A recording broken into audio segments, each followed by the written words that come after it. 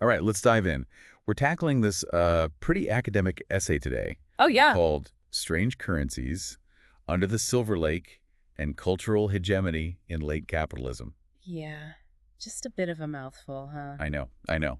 But we'll break it down for everyone. So we're Exactly. looking at the film Under the Silver Lake Right. through kind of a cultural theory lens, Mm-hmm. like how the film shows how, culture gets commodified and recycled in late-stage capitalism. It's cycled Exactly. Ever feel like you're just drowning in remakes and reboots and all this recycled pop culture? all the time. Yeah. This deep dive might just explain why. It might, yeah. Yeah. The film gives us this character, Sam. Okay. He's a disillusioned millennial living in Silver Lake, Los Angeles. So very LA. Yeah, very LA. Okay. And he's obsessed with finding hidden messages and conspiracies and everything. So he's like a total conspiracy nut. Well, the essay argues there's a deeper reason for his behavior. Oh, okay. It suggests that There's something more. yeah, his obsession with uncovering these hidden meanings Right. is actually a symptom of living in a world where everything's become a commodity. Hmm.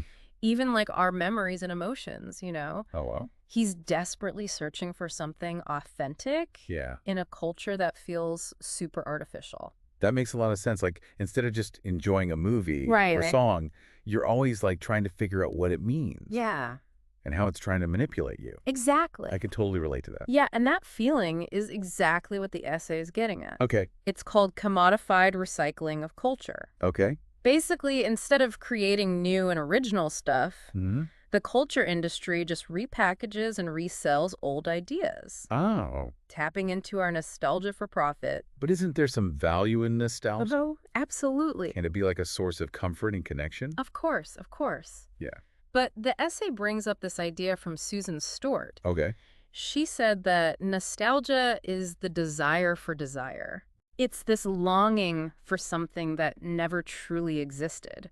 And that longing can be endlessly exploited. Ah. Think about those remakes and reboots. Right. They're often banking on our fond memories, Yeah. even if the new version is totally hollow. So they're selling us back our own childhoods, Exactly. but with a hefty price tag. Exactly. And it's not just harmless fun either. Oh. This constant recycling of culture can actually prevent us from moving forward. Oh, wow. There's another scholar, Svetlana Boym. Okay. She argues that dwelling in nostalgia can actually hinder progress, especially in a system like late capitalism. That thrives on keeping things the same. Exactly. So we're so busy looking back Yeah. that we don't see the problems of the present, Yeah, let alone imagine a better future. that's the idea. Wow. And the essay actually dives into a specific example of this, Okay. using music in the film. Music. Okay. How does that fit in? So the film's soundtrack is really interesting. It's a mix of original score and existing pop songs. Okay. The score is very classic Hollywood, Mm-hmm. big and sweeping, evoking a sense of grandeur and nostalgia. Okay. But the pop music is deliberately chosen to represent a kind of cultural stagnation. So the music is actually telling us something about the film's themes. Exactly. That's so cool. Yeah. What kind of music are we talking about? Well, they use Never My Love by The Association. Okay. It's from the Summer of Love. Oh, yeah. But it's actually a pretty cynical and melancholic tune, Interesting. which kind of undercuts the typical sunny, nostalgic vibe we associate with that era, right? Yeah, so it's like the film is saying, Yeah. hey, even the things we remember fondly might not be as perfect as we think. Exactly. Like that. And then there's this fictional band in the film Okay. called Jesus and the Brides of Dracula Wow. with the song called Turning Teeth Wow. Okay. that the main character, Sam, plays backward to find hidden messages. Okay, that's wild. Does the essay talk about this fictional band? It does. Really? It uses these examples to highlight how music becomes like a code, a puzzle to be solved. Okay. It's not just about enjoying the sound anymore. It's about looking for a deeper meaning, Right. looking for clues to some big conspiracy. Which brings us back to Sam's obsession with hidden messages, right? Exactly. He's so desperate for meaning. He's Yeah. seeing conspiracies everywhere. And the essay argues that this is partly fueled by the culture industry itself.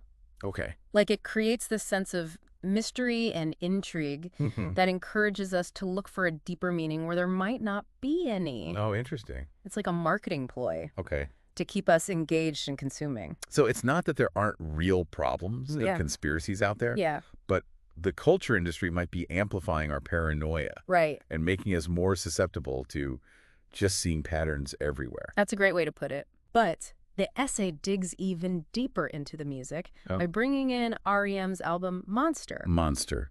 What does a 90s Yeah. alternative rock album have to do with this? Well, Sam is obsessed with Kurt Cobain, Right. who was a huge influence on REM. Okay. And the album itself is kind of nostalgic, looking back at their earlier sound Hmm. and grappling with Cobain's legacy. Right.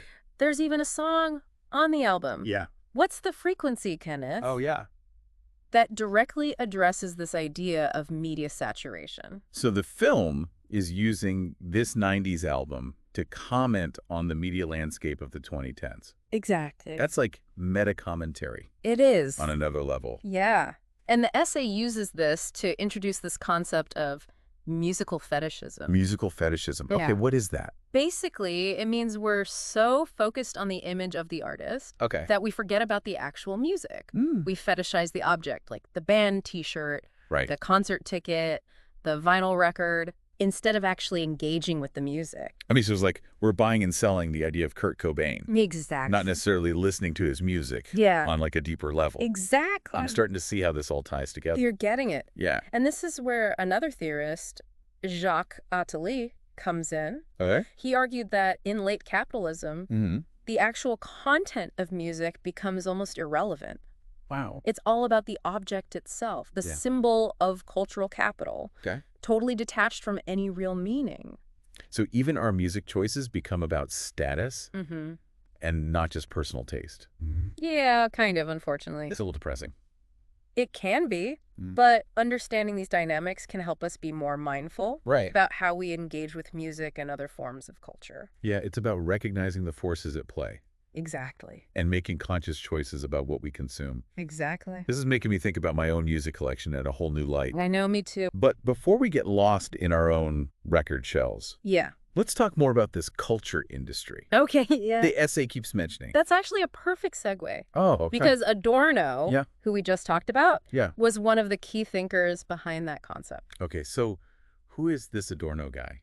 Wow. What does he have to do with the culture industry? He and another thinker named Max Horkheimer Yeah. wrote this really influential essay Okay. called The Culture Industry: Enlightenment as Mass Deception. Wow, that's even more of a mouthful than the essay we're talking about. I know, right? Yeah. But basically, they argued that in modern society, Mm-hmm. culture has become industrialized. Okay. It's mass-produced and standardized. Like any other commodity. Exactly. It's not about art and creativity anymore. Right. It's about profit and control. Exactly. Right. They argued that the culture industry produces a kind of cultural sameness. Hmm. It churns out products designed to be easily consumed and forgotten, rather than challenging us or provoking us. And Under the Silver Lake is full of examples of this, right? Yes. It's like a collage of references to classic Hollywood films. Yeah. Old video games, comic books. Exactly. It's this whole buffet of cultural ephemera. You nailed it. Yeah. And that's a deliberate choice by the filmmakers. Okay. The essay argues that the film uses these references as a shortcut to convey meaning and history. Mm-hmm. But it also highlights how this reliance on pre-existing cultural imagery contributes to a lack of originality. It's like we're trapped in this echo chamber of recycled ideas and images. It can definitely feel that way. It's a little claustrophobic. But don't despair. Yeah. The essay points out how we as consumers are also complicit in this system. Oh, okay. We buy into the nostalgia. Right. We fetishize the icons. We consume the same recycled content over and over. So it's not just the big bad corporations. Right. We're part of the problem too. Yeah, it's more nuanced than that. This is where we need to understand the concept of cultural hegemony. Cultural hegemony. Hit me with. Okay, imagine this. Okay. You walk into a store Mm-hmm. and you see a display of the latest sneakers. Okay. Yeah. You don't need new sneakers, Right. but you suddenly feel like you want them. Yes. It's because the advertising, the branding, the whole cultural hype Yeah. has subtly influenced your desires. Okay. I've definitely fallen for that before. Well, we all have. But how does that relate to cultural hegemony? So Althusser argued that the ruling class, Mm-hmm. they use culture as a tool to subtly shape our values and desires Right. without us even realizing it. Mm-hmm. We internalize their ideologies Right. and we just accept the status quo as normal. Wow. or natural. So it's not a big evil conspiracy. It's like a more insidious form of control Exactly. where we unknowingly buy into these messages Yeah, embedded in the culture we consume. exactly. That's scary. It is, yeah. And that's where Sam's journey in Under the Silver Lake becomes even more interesting. Yeah. He's actively searching for the hidden agendas Yeah. behind the cultural products he loves, Right. even if it drives him crazy, Exactly. which ultimately leads him to that shocking encounter with the songwriter. Right, you got it. We'll delve into that meeting and its implications in the next part. Oh, sounds like things are about to get even more intense. They are. We'll be back in a moment to continue unpacking this thought-provoking essay. Yes, we will. Stick with us. Yeah, stay tuned. So we were really getting into some interesting stuff there Oh, yeah. about how this film uses Under the Silver Lake Mm-hmm. to explore this idea of cultural hegemony, Right. where like the powers that be Yeah. use culture to subtly influence us. Exactly. And we left off with our main character, Sam, Yeah. on the verge of meeting this songwriter. Oh, yeah, this is a big one. Yeah, this mysterious figure Yeah. who claims to have written tons of pop hits, Right, like a even some by Kurt Cobain, Yeah. who Sam, of course, idolizes. Of course. So what happens when they finally meet? Well, this is like a pivotal moment in the film. Okay. Because the songwriter basically confirms everything What? that the essay has been talking about. Okay. He reveals that pop culture is basically a big illusion designed to control everyone. So it's not just Sam being paranoid. It's not. No. There really is someone behind the scenes There is. Yeah. pulling the strings. On the strings. Yeah. What does the essay say about this? Well, it connects this scene back to Adorno and Horkheimer's idea of the culture industry. Remember, they talked about how the culture industry turns out these standardized products. Yeah, the ones that are easy to consume Right. and easy to forget. Exactly. So the songwriter is kind of like Yeah. the embodiment of it. Yeah, he's like the personification of the machine, Okay. you know, churning out these hits Hmm. and manipulating public taste for profit. So it's not just about the music itself. Right. It's about the whole system It's about the system, yeah. that produces and promotes it. Exactly. He's like the wizard behind the curtain, Yeah. revealing the artifice of it all. Yeah, yikes. Yeah. And what he says is pretty chilling, too. Oh, really? He tells Sam, that is pop culture. It floats away like tissue paper.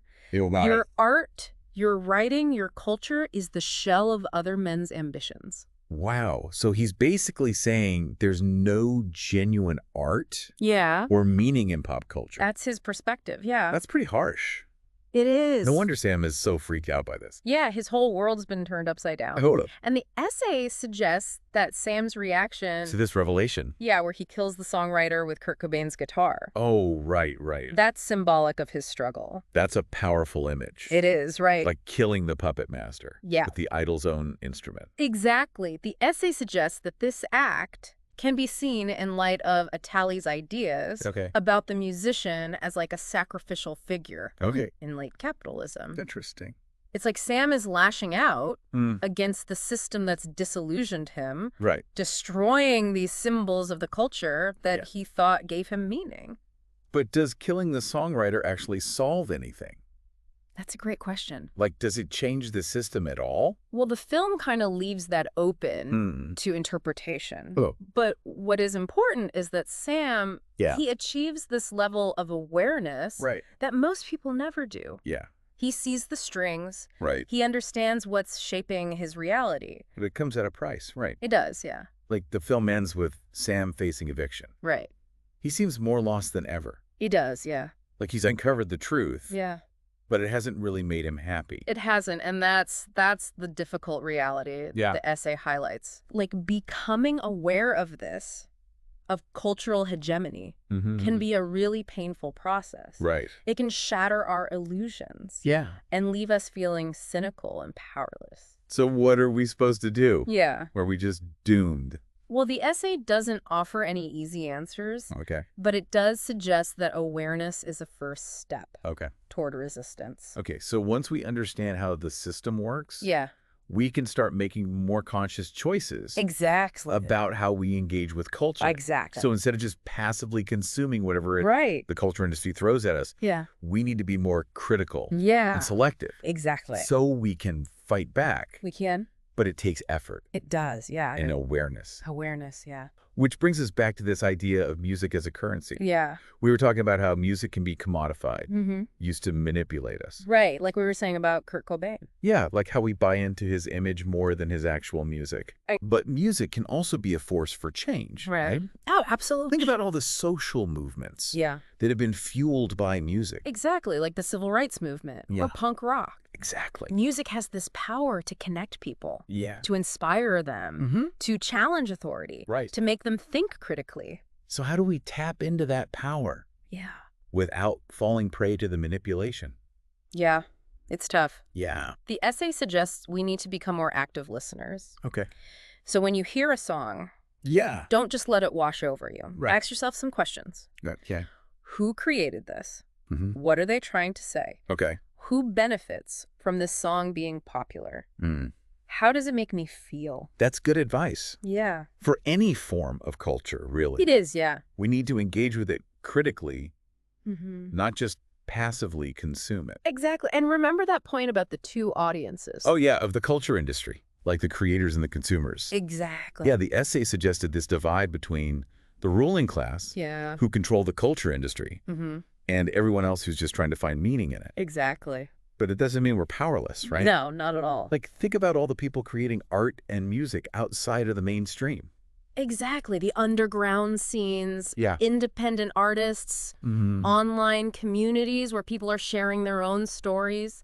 It's like that secret Meek Bride concert in the film. Yes. Or that zine that Sam finds Yeah. with the alternative comics. Exactly. Those are examples of people creating and experiencing culture on their own terms. Right. Outside of the mainstream. Exactly. But the film also shows how those alternative spaces Yeah. can still be co-opted Absolutely. by the culture industry. Absolutely. That's the challenge. Yeah. It's pervasive. It's adaptable. Right. Always looking for new ways to exploit us. So what's the solution? Well, the essay argues it starts with awareness. Oh. Recognizing those forces at Yeah. play. Okay. Then we can make more conscious choices. So we can support independent artists. Yes. Create our own art. Absolutely. Challenge corporate media. That's It's about taking control of our own cultural consumption Yeah. and production. Exactly. Instead of letting the culture industry dictate everything, That's the idea. we can create our own spaces Yes. and share our own stories. It's about recognizing that culture is powerful Mm-hmm. and we all have a role to play. That's a pretty empowering message. It is. It's not all doom and gloom. No, not at all. There's hope. Yeah. But it takes work. It does. We've covered a lot today. We have. Nostalgia, musical fetishism, Mm-hmm. cultural hegemony, the culture industry. Yeah. It's a lot to take in. It is. Hopefully this deep dive has given you some food for thought I hope so. and a new perspective on how culture operates Yeah. in late capitalism. It's a lot. We'll be back in just a moment Okay. to wrap things up. Sounds good. We're back. And wow, Yeah. this essay's really got me thinking about how I Mm. engage with like everything. Oh, yeah. It's been a wild ride, It has. but I think it's good. It's good to be aware Absolutely. of all these things that are going on. Yeah, and it's easy to get overwhelmed by, Yeah. the culture industry and Yeah, it feels huge. the power. But remember, awareness is the first step Okay. to taking back some of that power. Right, like we're not just Yeah. pawns in this Exactly. factual game. You have choices. Yeah, we do have choice. You can make those choices more consciously. Right, so let's go back to the end of Under the Silver Lake. Okay. Remember how Sam ends up Oh, yeah. watching his own eviction, Yeah. surrounded by all those classic film posters? It's a bleak image. It is, like he sees the manipulation behind the culture he loves. Yeah. But it doesn't set him free. No, it doesn't. And the essay pointed out that Yeah. that last shot of Sam Right. kind of echoes those iconic figures Yeah. like James Dean and Marlon Brando. It does, yeah. And it's saying that even though he's seen through the illusion, Mm. he's still trapped. He's still trapped, yeah. So he can't escape Right. this cycle of cultural reproduction. That's the suggestion, yeah. Man, that's a downer. It is, but it Yeah. also kind of shows how complex the issue is. We Yeah. can't just opt out of the culture industry. It's everywhere. It's everywhere. It shapes our lives. It really does. So, I mean, what are we supposed to do then? Yeah, that's a good question. Just live with this Uh-huh. unease and disillusionment. Not necessarily. I mean, the essay suggests that the key Yeah. is to find a balance Okay. between enjoying what we love Right. and being critical of Yeah. the systems that make those things. That makes sense. Yeah. Be mindful, Mm-hmm. but still enjoy. So it's not about just rejecting pop culture. Yeah. It's about engaging with it more. Yeah, more Really, really consciously. Yeah. Yeah, and asking yourself, like, why am I drawn to this? Right. What need does this fulfill for me? Is there another way to meet that need? Yeah. Am I buying into a manufactured image Right. or something genuine? I love that. It's about Yeah, taking control it is. Yeah. of our own. You're not going to control the whole system, Right. but you can control how you engage with it. That's a good point. Yeah. I like that a lot. Yeah, and that's kind of like the most empowering message of the essay, you know, recognizing these forces doesn't have to be all doom and gloom. Right. It can be Yeah. a push for more awareness, Yeah. for critical thinking, for creativity. Yeah, I like that. Yeah. So the next time you hear a catchy pop song, Yeah, think about who wrote it, who's profiting from it, exactly. what message it might be sending. You might be surprised Yeah, what you discover. totally. And who knows, you might even be inspired Yeah. to create something new yourself. Exactly. What a great Yeah, note to end on. it is. This has been quite a deep dive. It is. We talked about nostalgia, musical fetishism, Yeah. cultural hegemony, All good stuff. the culture industry. That's a lot. It was a lot, but I hope it's given you some new ways to think about Yeah, culture and late capitalism. exactly. Remember, awareness is power. It is. Keep questioning, keep exploring, Yeah. and keep diving deep. Keep diving.